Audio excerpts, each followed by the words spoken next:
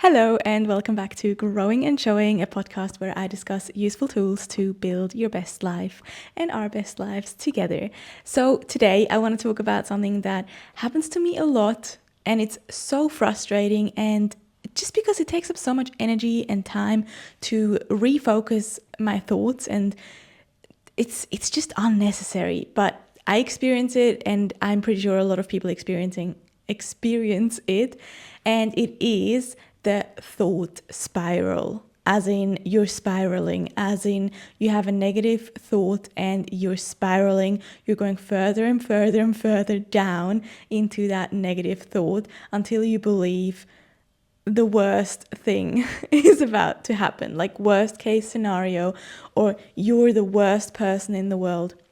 So I have a few examples, but the last thing that has happened to me was that last week I started my new job. I'm a teacher, a primary teacher, and I've never had my own class before because I was doing a lot of relief work, and now I've started my very first classroom teaching job. And of course, it can be a bit nerve-wracking to start this new adventure, especially since it's a job that is quite, how do I put this? Like, it has a lot of impact on about 26 at least students. I also have a few other classes. Well, no, one other class. But yeah, that's like 30 people's lives that I can completely alter if I am amazing, if I am neutral, if I am not good enough. So it can be so much pressure. And I had this feeling of like, I can't do it. Why would I be able to do this? I've never done this before. I have no support. I just, I can't do it. And then as I started thinking I can't do it, because maybe there was like something that I wasn't sure of, like how to send out that email to the parents and all of that stuff. And then I started thinking I can't do it. I'm not good enough, blah, blah, blah, blah, going down and down and down the spiral until I started believing that, well, this didn't actually end up happening, but that would get to a point of thinking I can't do anything in life and I am not good enough for anything in life. I suck. And since I suck and I don't give any value to anything, that means at the end, you're probably going to start hating yourself because you think you're worthless. And then that brings a whole lot of problems, including mental health problems with it, not with you, but with it, with you as well. So this spiral is so common and it is so silly because it's completely irrational. However, I do want to say that the starting thought might not be irrational. That thought might be very valid. It might be very valid to say that I can't do this because I've never done this before. So at this point, I can't actually do it because there's nothing proving to me that I would be able to do this. But what I'm saying is the spiral that comes with it, that we allow, and yes, I'm saying allow because at the end of the day, we can change it, and I will talk about this. That's the destructive part, because it completely moves away from this situation and it starts creating this internalization of the issue, and you're starting to believe that this that you can't do, or this that you are not, is your identity and is part of you, when actually it's just a situation and you can be completely neutral to that situation. The situation might be bad, the situation might be scary, the situation might be new and something you need to learn, but that doesn't mean that you are bad and you can't do it, and so on and so on. So that's obviously why it's silly, but at the end of the day, like, that's not going to make me stop spiraling.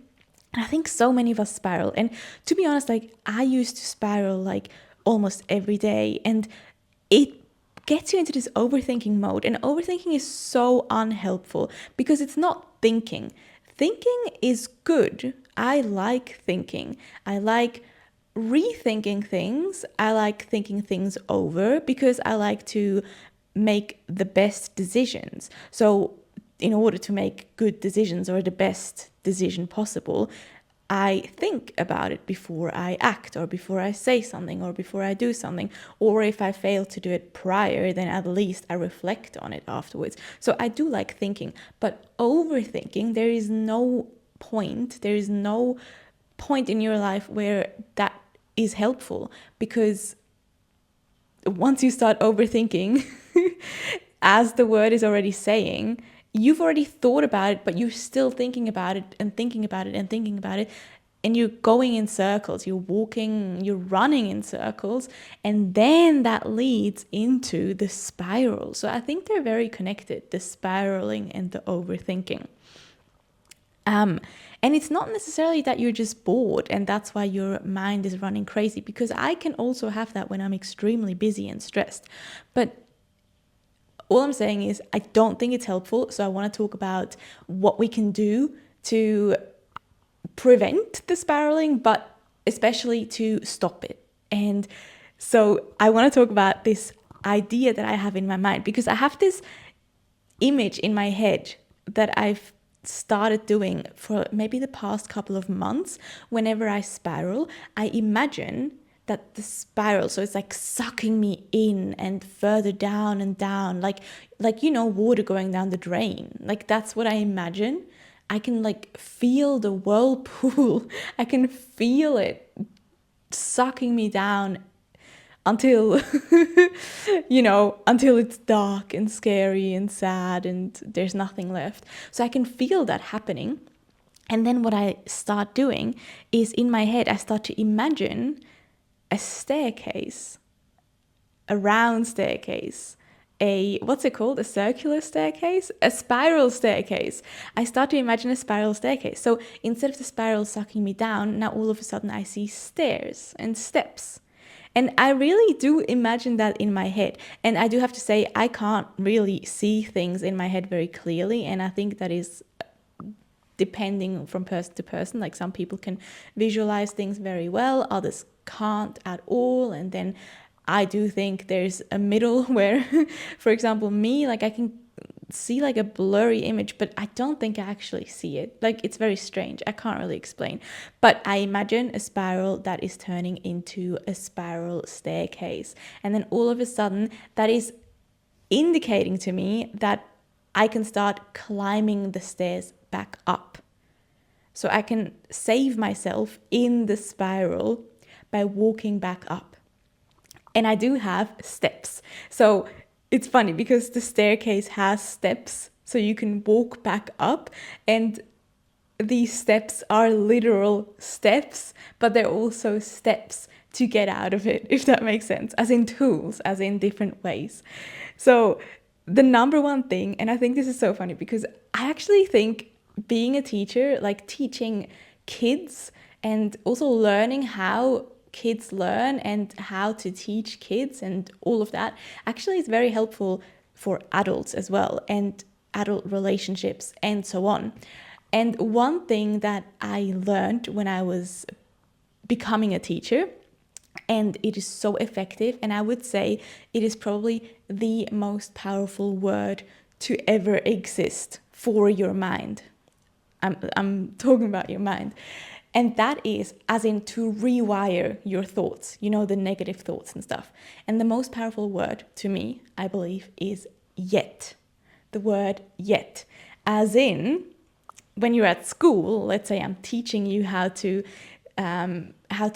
division works, right? That can be a very, very tricky new topic if you have no idea what it is. So a lot of the kids would go, I can't do this, or I don't get it, or I don't know what to do, and so on, which are negative thoughts. And then what we were taught to do as a teacher is to say, yet, you can't do it yet. And wow, like even just listening to that is such a huge change of the feeling that that sentence is evoking within me, right? Like before I was saying I can't do it, and that sounds very permanent. It sounds like that's the end all be all, like there's no other option. And it also sounds like that's me and that's that, which also links into another idea of teaching, which is the growth mindset. Because that statement by itself, I can't do this, is not growth mindset at all. It's I forgot the word. That's so sad, but it's a closed off mindset basically. So that's the belief that you are and you can do what you can do and what you are at this point, and there's no changing it, there's no improving it. That's just you. You're basically born this way and you're gonna die this way, and there's nothing to learn, nothing to change. Which I know it sounds silly, but actually a lot of people do have that feeling in certain things. Like they might not believe I am this exact way in terms of sport, beliefs, intelligence, hair color. Like they might not have this belief in everything, but they might have it in a few things, especially in things that they're not very good at. Like they might truly believe that they could never run. Like I think there's a lot of adults that haven't run in ages. Of course, like we can see people running a lot online and stuff, but when you go outside and actually ask adults, when's the last time you've ran, like you've gone for a run, I think some of them might say when I was in school, you know? And so they might say I can't run.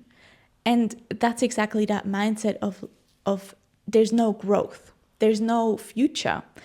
But I've kind of I've gotten away from the word yet, but it all ties together, and I think it's so interesting because at school we do teach kids to switch that flip from that mindset of I can't do anything and this is just who I am to I can grow, I can change, I can improve, I can become a better version of myself as long as I try.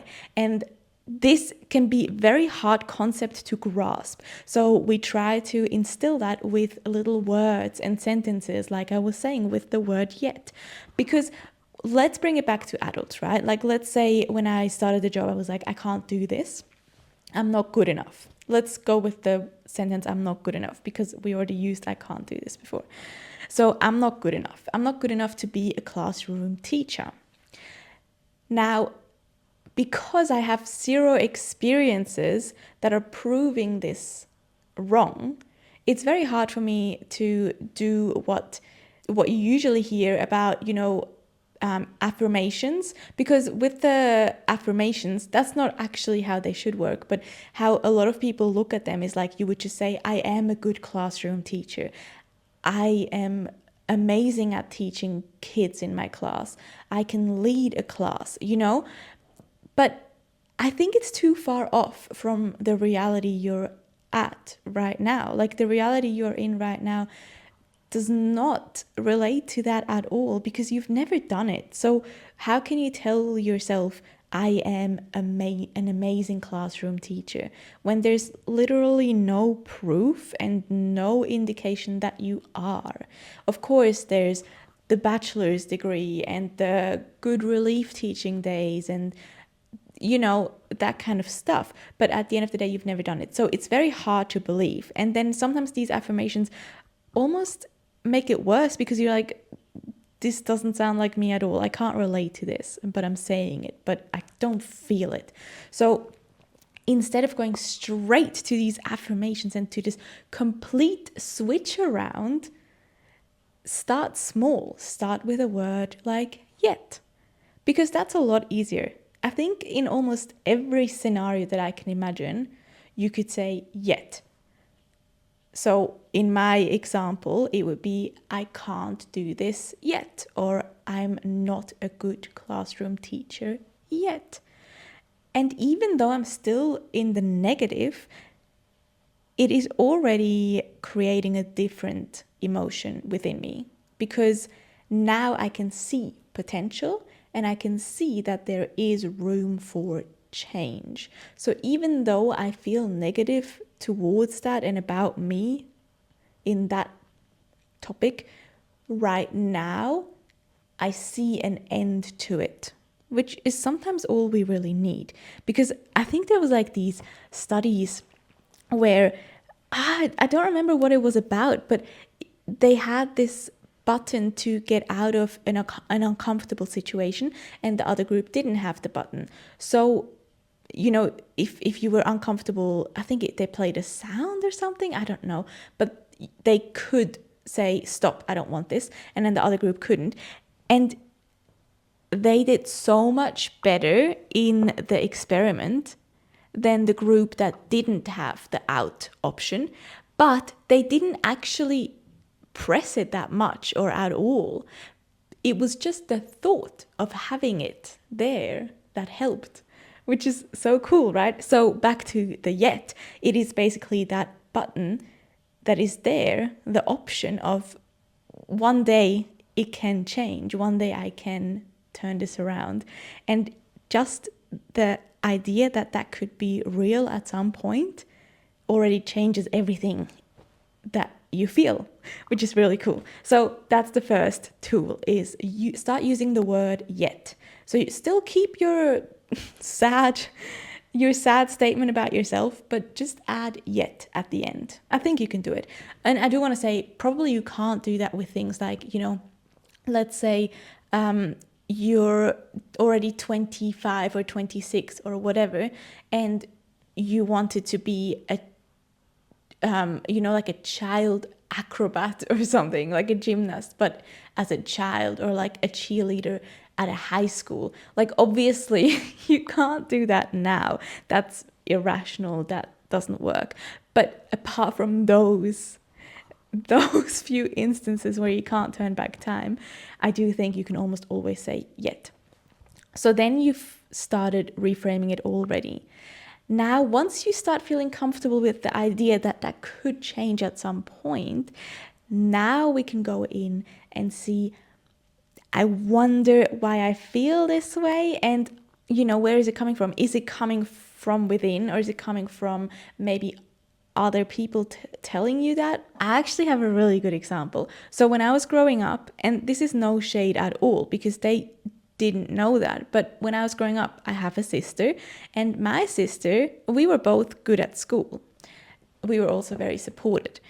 My sister is older than me, and she was always told she's good because she's a really good learner, as in she's studious. Is that the word?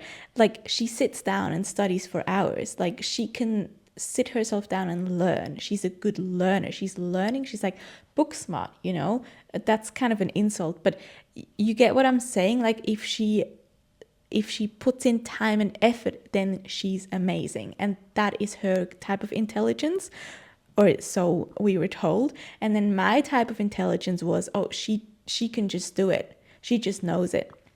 And it is actually known, it's also something I learned when I was doing the teaching degree, but people that were told that they're just smart, they're just intelligent, and it's like their nature, they actually don't perform as well, because there's gonna come a point in time where they don't know something, because obviously they don't know everything yet. They need to learn. Everyone needs to learn, but they don't know that, and they've always been told they can just do it. So then all of a sudden they're stuck at this big obstacle that is, first of all, proving them wrong, because clearly they can't do everything and they can't know everything, and they're not perfect. And secondly, they are not equipped to learn, because they believe or were told that they can just do it. And then thirdly, they are embarrassed that they don't know it, because it's not part of their identity. It goes against the belief of themselves, right? Because people think they're smart, and they maybe think they're smart, and now there's this thing that they can't do. So if they admit that, then that destroys a part of their identity, which is very scary and is one of the hardest things to admit to oneself, right? While as someone who grew up being told that which goes back into the growth mindset, by the way, but who's being told that if you study hard, if you try hard, if you do your best, if you keep asking questions, if you put in time and effort, and so on, as in your actions, not who you are, but your actions will lead you to be intelligent. That is why and how you can be intelligent. Then that is, first of all, a lot better, because yes, we all are going to get to a point at school or later or whatever where we don't know something and we have to learn it. So they already know, well, if I just try hard, I'm going to figure it out, which also, it's so much more confidence, right? And at the same time, it's not part of their identity. Part of their identity is probably has become that they are always trying hard, which is a good thing to have. But it's not, I am intelligent. It's, I can do hard things. And that can align with almost any situation. While as the I am smart, I know everything, I can just do it, will not align with every situation. That's the hard truth. So anyway, side note, why did I start talking about this? I was talking about the word yet, and then I was saying, oh, where is this belief coming from? The negative belief, as in I can't do it. And for me, in this example, it's because it's new, it's foreign, I've never done it. And I am worried because I've seen people fail and I've seen people talk about it badly. And I can feel the pressure of what would happen if I wasn't good enough. Not just for me, not just like I could lose my job, but for the lives I would change drastically if I wasn't performing well. So it's a kind of a fear. And now that I know that, I can challenge it. So we use the word yet. We've started thinking about why we even feel this way and think this way, like what's the deeper underlying issue here. And now let's monitor, let's scan for confirmation that this belief is wrong. So what I mean, I already said I've never done this before, so there's no way for me to confirm, blah, blah, blah. But what I can do is I can look for confirmation in other ways. Like I've already taught 3 years. For the past 3 years, I've been teaching in about probably over 20 different schools. I've done single days. I've done like 2 hours. I've been in the same class for 8 weeks. You know, I've done multiple things that I can take learning from and proof from that confirms that in some shape or form, I'm probably going to perform well. Yes, there might be things that I don't know and I can get to them later and I can figure them out and I can ask for help. But there's a lot of things that are showing me that I can do this. I can lead a class. I can get to know students. I'm really good at that. I can integrate into a new school. I had to do that almost every day. I can learn the names quickly because I had to do that. I can figure out how the children learn quite quickly because I had to do that. I can make sure I can support the students based on their needs and really listen to them because I had to do that, because otherwise I would have had really horrible days, right? I can also plan units because I had to do that when I was teaching for longer. I can also teach a lot of different grades. I can also plan on the spot when I don't have a lot of time, which is going to come in quite handy because I already know I'm going to have to do that at some point. So there's so many things that are confirming that my belief is wrong. So I can start chipping away at that spiraling thought. Yeah, which is really cool, right? Because now it doesn't seem so irrational anymore, as in an affirmation of I am an amazing classroom teacher. That didn't align with me at all. I didn't feel that. But I can feel what I was just saying with the, well, I can be good at that part of the job. I know I've been good at that part of the job.